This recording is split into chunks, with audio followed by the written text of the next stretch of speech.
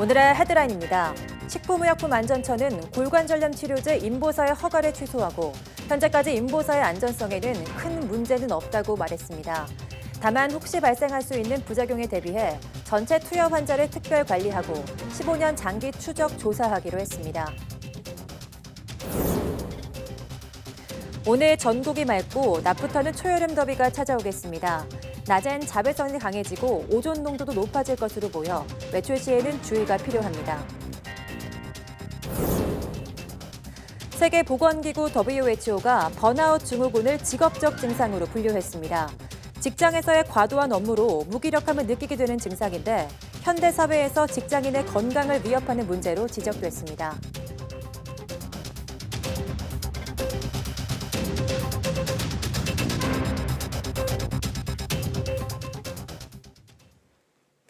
여러분 안녕하십니까? 5월 29일 사이언스 투데이입니다.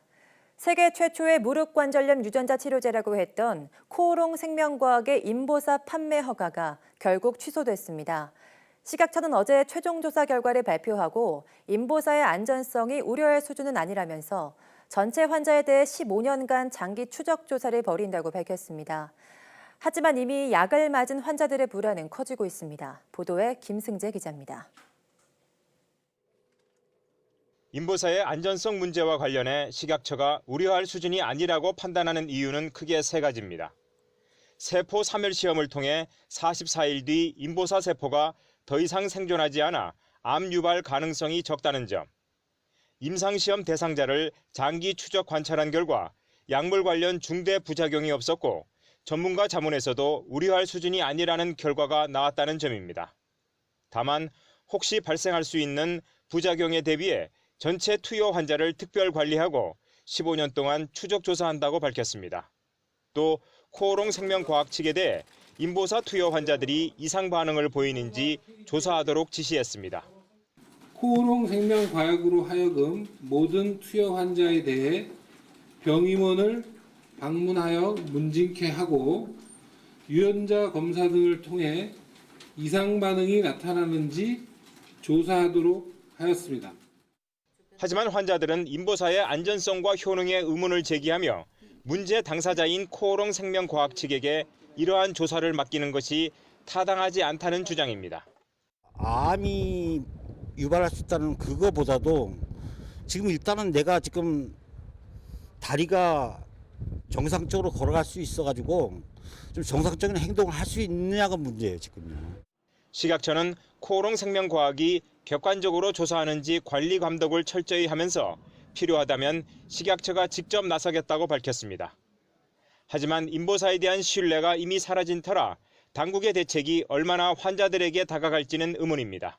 YTN 김승재입니다. 이번에 문제가 된 세포가 GP2-293 신장세포인데요. 이 세포가 무엇이며 왜 문제가 되는지 이성규 기자가 풀어드립니다. 태아에서 유래한 GP2-293 신장세포. 이 세포는 무한증식하는 특성이 있어 바이오 분야에선 일종의 바이러스 생산 공장으로 흔히 쓰입니다. 코오롱 인보사의 경우 이 바이러스 생산 공장 세포에 염증을 억제하는 TGF-베타 유전자를 가진 바이러스를 넣어 바이러스를 많이 만들어냈습니다. 이후 TGF-베타를 가진 바이러스를 분리해서 사람 연골세포에 넣으면 TGF-베타를 가진 사람 연골세포, 즉 관절염을 치료하는 인보사 이액이 됩니다. 그런데 어떤 이유에서인지 명확하진 않지만 TGF-베타를 가진 연골세포가 아닌 신장세포가 만들어진 겁니다. 중간 과정에 도구로 쓰여야 하는 건데 최종 제품에 포함된 꼴입니다. 문제는 GP2-293 신장세포는 연구용으로는 흔히 사용되지만 치료 목적으로 사용된 사례가 없다는 점입니다. 암의 전단기 세포이기 때문에 그것이 환자 내에서 암세포로 전환될 가능성이 있기 때문에 그 위험성을 배제할 수 없습니다. 안정성을 담보하기 어려운 이유입니다. 따라서 현재 인보사를 투여받은 환자들을 대상으로 장기 추적 조사가 필요하다는 의견이 나오고 있습니다. YTN 사이언스 이성규입니다. 의약품 성분이 뒤바뀐 골관절염 유전자 치료제 인보사 K주를 투여한 환자들이 제조사를 상대로 손해배상 소송을 제기했습니다. 인보사 투여 환자 244명은 어제 오후 제조사인 코오롱 생명과학이 위자료와 약품비 25억 원을 배상하라며 서울중앙지방법원에 공동소송을 제기했습니다. 소송에 참여한 인보사 투여 환자들은 경제적인 손해는 물론 코오롱 측의 무책임한 태도에 화가 난다며 실질적인 배상을 촉구했습니다. 인보사는 사람 연골세포 등이 담긴 골관절염 유전자 주사액으로 건강보험이 적용되지 않아 1회 주사 비용이 수백만 원에 이릅니다. 삼성전자 폴더블폰 갤럭시 폴드 출시가 6월을 넘길 것으로 보입니다. 삼성전자는 내부적으로 갤럭시 폴드를 6월 안에 출시하겠다는 목표를 세웠지만 품질 안정화 작업이 예정보다 길어지는 것으로 알려졌습니다. 삼성전자는 이번 달 중순 이동통신사들의 갤럭시 폴드를 제공해 망연동 테스트를 진행하고 있습니다. 우리나라 유일의 과학 전문 방송 YTN 사이언스가 유튜브 채널 구독자 20만 명을 돌파했습니다. YTN 사이언스는 오늘 오전 10시 50분쯤 지난 2013년 6월 유튜브 채널을 처음 개설한 이후 5년 11개월 만에 구독자 20만 명을 넘어섰습니다. YTN 사이언스의 유튜브 채널 누적 조회수는 1억 4,900만 회를 넘어섰습니다.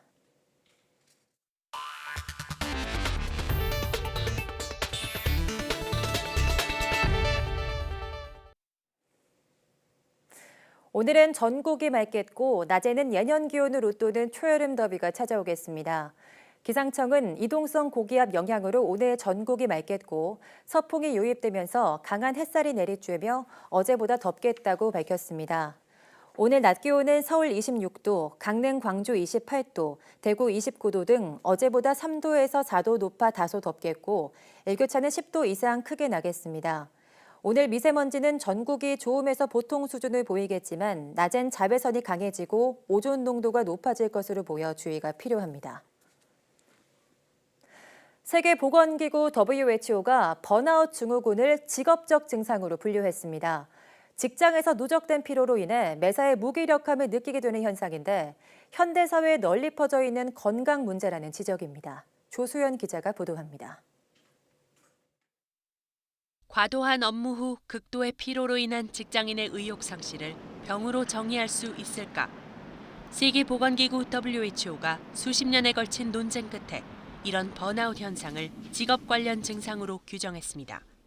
다만 의학적 질병으로 분류하지는 않았습니다. WHO는 번아웃을 제대로 관리되지 않은 만성적 직장 스트레스에서 오는 증후군으로 정의했습니다. 일에 몰두해 스트레스가 계속 쌓이면서 극심한 피로로 이어지고 결국 몸의 에너지가 번아웃, 즉 소진돼 버려 무기력함을 느끼는 게 주요 증상입니다. 이는 자기 직업에 대한 심리적 거리감과 함께 부정적, 냉소적 감정을 키우며 업무 효율 저하를 초래한다는 겁니다. 번아웃은 직업적 맥락에서의 현상을 의미하며 삶의 다른 영역에서 적용해선 안 된다는 게 WHO의 설명입니다. 목표 수준이나 포부가 과도하거나 전력을 다하는 성격의 사람에게서 주로 나타나지만 현대 사회에서 수많은 직장인의 건강을 위협하는 문제로 지적됐습니다. 일의 강도와 양에 비해 충분한 휴식을 갖지 못하는 것도 원인으로 지목됩니다. 번아웃을 예방하기 위해서는 정해진 업무 시간 내에 일을 마치도록 하고 퇴근 후에는 집으로 일을 가져가지 않는 방법이 권장되고 있습니다. 이번에 승인된 새 질병 표준은 194개 WHO 회원국에서 2022년부터 효력을 갖게 됩니다. YTN 조수연입니다. WHO는 또 게임 중독도 질병의 하나라고 분류했습니다. WHO는 총회 마지막 날인 28일 이 같은 내용을 담은 제11차 국제질병표준 분류기준 등 70여 개 안건을 최종 의결했습니다. 제11차 국제질병표준 분류기준은 지난 1990년 10차 기준이 나온 지 약 30년 만에 개정된 것으로 194개 회원국에서 오는 2022년부터 적용됩니다. 이번 분류 기준에서는 또 음란물에 과도하게 집착하는 섹스 중독도 중독 질병으로 분류됐습니다. 또 물건을 버리지 못하는 강박 증상, 수감 상태에서 일어나는 번화 등에서도 질병 코드가 새로 부여되면서 10차 기준에서 14,400개였던 질병 코드 수는 이번 11차 기준에서 5만 5천 개로 크게 늘었습니다. WHO의 이런 결정에 대해 국내 게임업계와 관련 학회는 강력히 반발했습니다. 판단 기준이 모호한 데다가 국가의 과잉 입법으로 이어질 수도 있다며 목소리를 높였습니다. 박석영 기자가 보도합니다. 국내 게임 산업 규모는 14조 원대로 세계 4위 수준. 하지만 올해 1분기 실적은 대부분 기대에 미치지 못했습니다. 이런 가운데 WHO의 게임 중독 질병 코드라는 악재까지 겹쳤습니다. 게임 업계와 관련 학회는 긴급 토론회까지 열고 총력 대응에 나섰습니다. WHO의 기준은 크게 3가지. 통제 능력을 잃고 다른 일상생활보다 게임을 중시하고 또 이런 현상이 12개월 이상 계속되면 중독이라 봅니다. 이에 대해 게임업계는 먼저 기준에 대한 과학적인 근거가 부족하다는 점을 지적했습니다. 의학적으로 중독은 갈망, 내성, 금당 증상과 같은 3가지를 충족해야 합니다. 게임의 경우 몰입 기간이 짧고 전통적인 중독 증상과는 맞지 않습니다.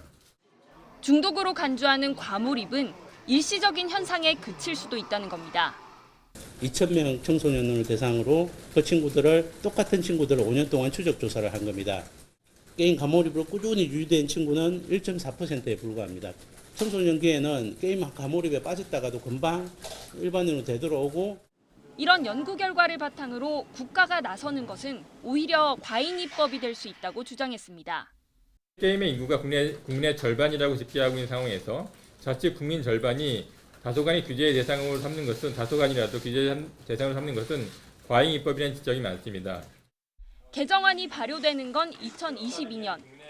이를 막기 위해 게임업계는 지속해서 WHO의 철회를 촉구하고 관계부처에 입장을 전할 예정입니다. YTN 박석영입니다. 여름의 대표 과일 가운데 하나인 복숭아가 벌써 출하되고 있습니다. 하우스에서 재배한 복숭아인데 올해는 냉해 피해를 덜 입어 지난해보다 복숭아 수확량이 늘 것으로 보입니다. 이성호 기자입니다. 비닐하우스가 달콤한 복숭아 향기로 가득합니다. 겉보기에도 먹음직스러워 보이는 복숭아가 가지마다 주렁주렁 달려 있습니다. 농민은 혹시라도 복숭아에 흠집이라도 날까 조심스럽게 수확합니다. 일반 밭에서 재배하는 복숭아는 7월 초에 출하되지만 이곳은 비닐하우스에서 재배하다 보니 출하가 2달가량 빠릅니다. 이번 겨울에 열풍기 등으로 하우스 내부 낮 기온을 섭씨 23도로 맞추고 밤에도 섭씨 12도 이하로 떨어지지 않게 출하 시기를 앞당긴 겁니다. 하우스는 일조량이 좋아서요. 과도 크고 그리고 수확 시기도 좀 빨라졌고요. 노지도 작년에 춥지 않아서 동해도 안 입고 모든 게 잘 되고 있어요. 무엇보다 올해는 지난해보다 복숭아 수확량이 늘어날 것으로 보입니다. 지난해와 달리 냉해를 덜 입은 데다 일조량 등 기상 여건도 좋기 때문입니다. 여기에 복숭아 가격이 다른 과일에 비해 상대적으로 좋고 출하 기간도 짧아 재배 농가도 늘었습니다. 복숭아의 경우 올해는 지난해보다 냉해 피해를 덜 입어 수확량이 늘어날 것으로 예상되고 있습니다. 여름의 대표 과일 가운데 하나인 복숭아. 올해 복숭아는 작황도 좋고 당도도 높을 것으로 보여 본격 출하되며 인기를 끌 것으로 기대되고 있습니다. YTN 이성호입니다.